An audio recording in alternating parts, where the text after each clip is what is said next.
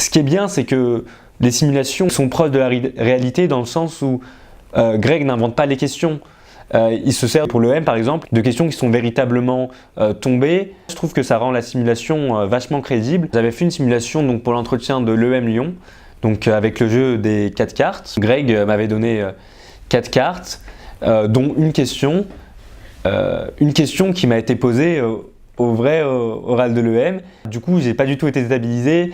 J'avais ma réponse en tête. Ça m'a permis d'avoir de l'assurance puisque en fait, on pouvait choisir l'ordre auquel on répondait aux questions. Et du coup, j'ai choisi de répondre à cette question-là en premier puisqu'elle était préparée. Et ça m'a laissé un peu de temps pour réfléchir aux questions suivantes.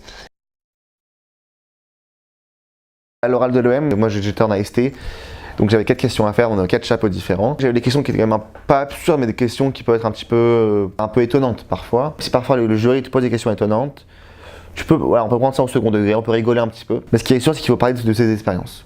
C'est-à-dire que même si parfois on peut te poser une question qui est complètement absurde, réponds à la question, mais réponds à cette question en expliquant pourquoi. Et le pourquoi, c'est que tu lui expliques pourquoi, parce que tu as vécu cette expérience, parce que tu as rencontré cette personne. Il faut parler de soi et moi c'est comme ça que j'ai vu mon entretien de l'EM, c'est-à-dire que j'avais des questions qui parfois me semblaient un petit peu idiotes. Mais voilà, le plus important c'est de répondre à la question et de l'expliquer. Et tu le justifies en parlant d'une expérience, en parlant d'une connaissance, en parlant de quelque chose que tu connais. À l'EM, j'ai vu un jury très gentil. En fin de journée, il devait être fatigué peut-être, je sais pas. Mais il faut savoir aussi s'adapter à un jury gentil, savoir parler, savoir les intéresser, savoir les relancer. Parce que parfois un jury gentil, c'est pas forcément un jury qui te relance. Donc parfois ils sont gentils, ils te coupent pas. Et voilà, il faut savoir les relancer, il faut savoir les amener sur des sujets sur lesquels tu as envie de parler. Et donc il ne faut pas hésiter à faire des liens entre ce qui est dit et ce que tu veux dire.